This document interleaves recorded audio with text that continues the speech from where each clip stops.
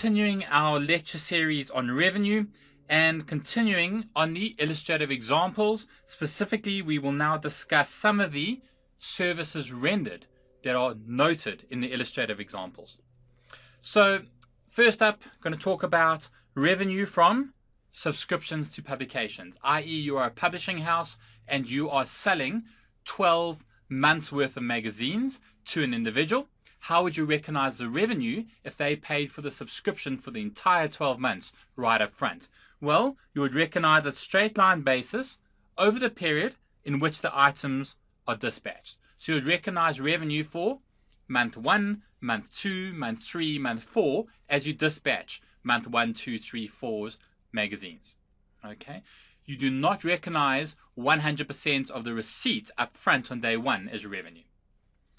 Then we're going to talk about real estate sales. Here, the standard way of recognizing revenue is when the legal title passes to the buyer.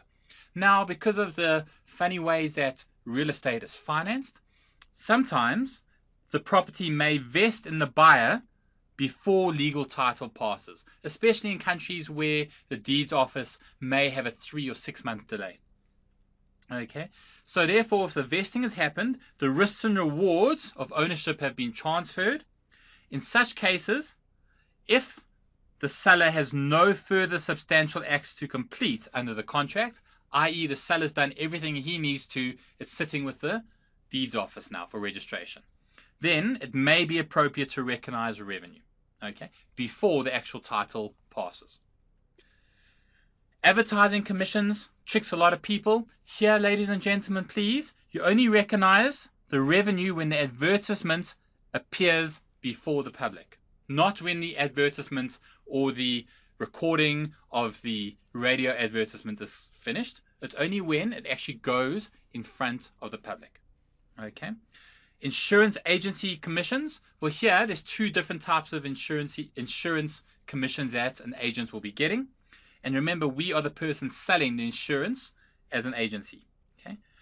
If you do not require the agent to render further service, i.e. you don't have to do anything else as the agent, then you'll recognize the revenue on the effective commencement or renewal dates of the related policy.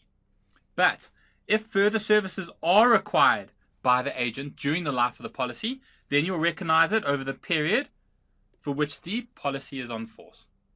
Okay. Admission fees to an event. So you are hosting an event. Remember here, revenue will only be recognized when the event takes place, not when you sell the tickets or when you receive the money. Okay. Tuition fees. Well, revenue here will only be recognized over the period of tuition. So you're a school, you take money from your students' parents in January for the next 12 months. You will only recognize the revenue over the next 12 months as you provide the tuition services, not when you receive the cash. Okay, so that gives us an idea of some of the illustrative examples. Please take the time to go and read through those illustrative examples. Tag them in your IFRS book. They are incredibly important. Thank you.